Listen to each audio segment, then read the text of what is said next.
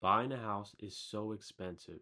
So why do prices keep going up? Over the last 100 years, real estate prices starting from 1920 have been around 6,300. 20 years later, they were at 3,527, which is equivalent to 36,700, and you could buy a new car for that. In 1960, they were at around 15,100, which is $157,000 in today's money. 1980, everything stabilized a little bit more and it's at 167, so a $10,000 difference in 20 years, which is good.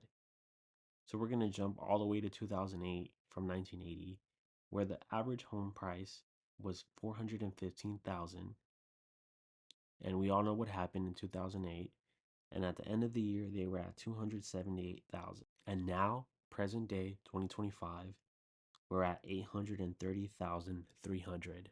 Homeowners in America have an average net worth of about 400,000, while renters sit around 10,000. That's almost 40 times more wealth.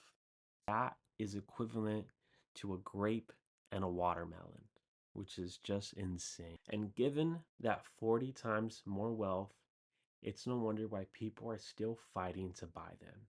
And that's exactly why prices are higher and higher.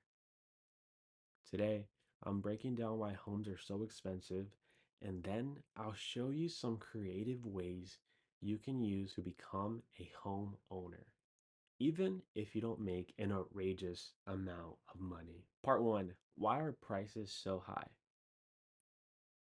It all comes down to supply and demand. The higher the demand and the lower the availability, the higher the price. You want to reach that equilibrium where the supply and the demand is at a stable rate. Another factor is that big investors are buying up homes and turning them into rentals. Creative ways to buy.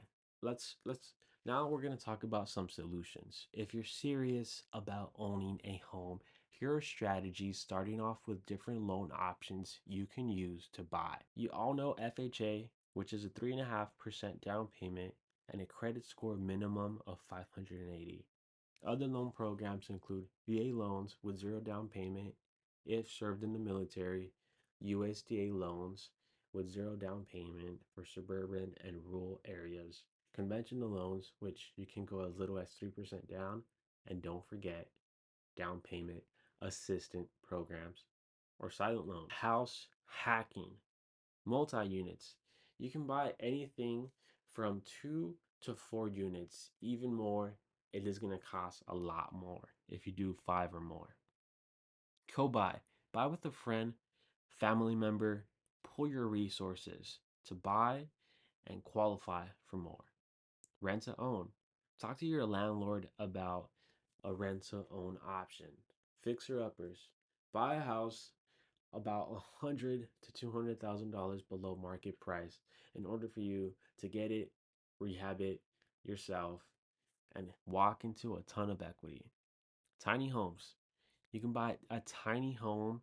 You can do it at a family member that has a big lost house. X, Y, and Z. Mobile homes. If you're willing to really think outside the box, but bear in mind, you do have to rent the land in most circumstances.